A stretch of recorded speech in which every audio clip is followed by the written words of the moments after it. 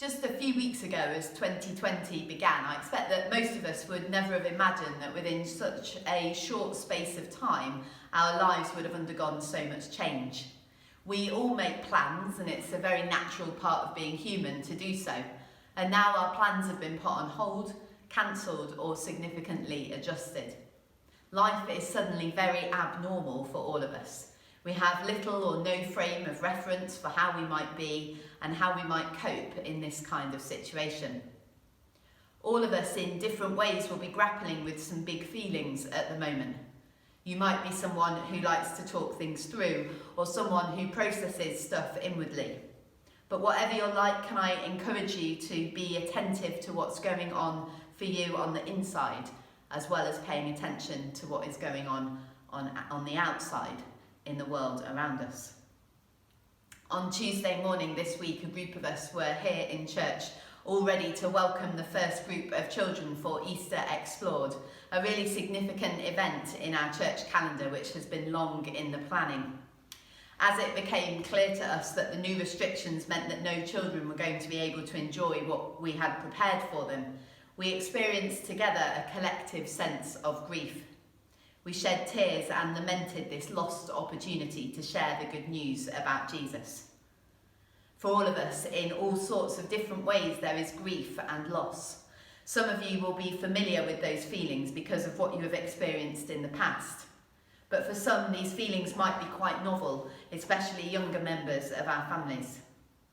Having some of the things that we thought we would always be able to enjoy taken away from us so suddenly is a significant loss.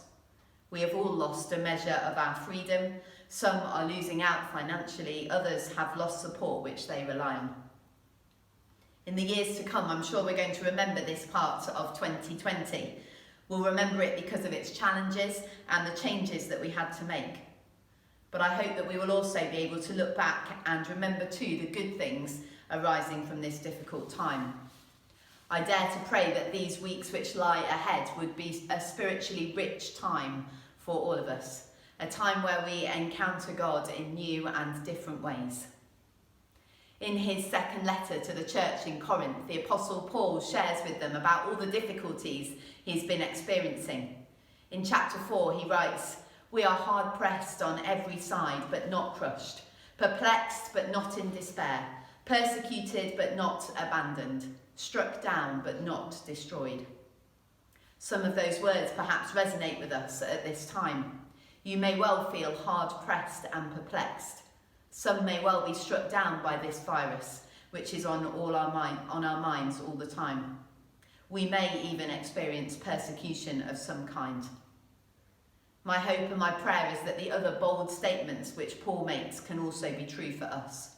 That though we might feel hard pressed on every side, we will not be crushed. And though we might feel perplexed, we will not despair. Though we might be persecuted, we will not be abandoned. And whilst we could be struck down, we know that ultimately we will not be destroyed.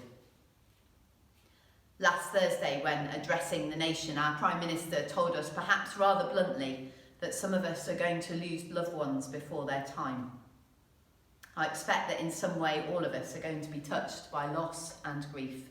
It could be that members of our biological families and some within our church family will die. In light of that, let us hold on to hope that those who have faith in Jesus will, as Paul said, not be destroyed. Death will be the next very significant step on the journey towards heaven. Sometimes if I'm feeling particularly anxious or if I don't really know what to pray, I simply sit with a small cross held in my hand. And I literally hold on to the cross. I hold on to the hope that God is bigger than whatever it is that I'm facing in that moment. And I ask, and as I hold on, often I become more aware of God's peace and am reminded that he is with me, even if I can't see him or feel his presence. Can I encourage you to find ways to hold on to hope in the days and the weeks ahead? The spiritual survival kit on our website is going to be a regularly updated source of things to help you walk with Jesus through this challenging season. In due course, we'll be sharing with you lots of ideas about things that you can try. But for now, let me just suggest 2 things. The first is that on Sunday, all churches are called to take part in a national day of prayer for our nation. This church will be open all day. You're welcome to come in and pray on your own at any point, or you can pray in your own home. At 7 o'clock in the evening, we're all encouraged to light a candle and place it in our window as a sign of solidarity and as a symbol of our prayers.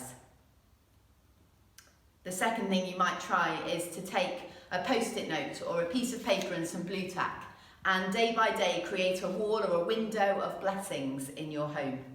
Perhaps every person in your household could name one blessing each day for as long as this season lasts. And by the end, you will hopefully have somewhere in your home which is beautifully decorated with the things that you are thankful for. This is my first post-it note. I am thankful for you all.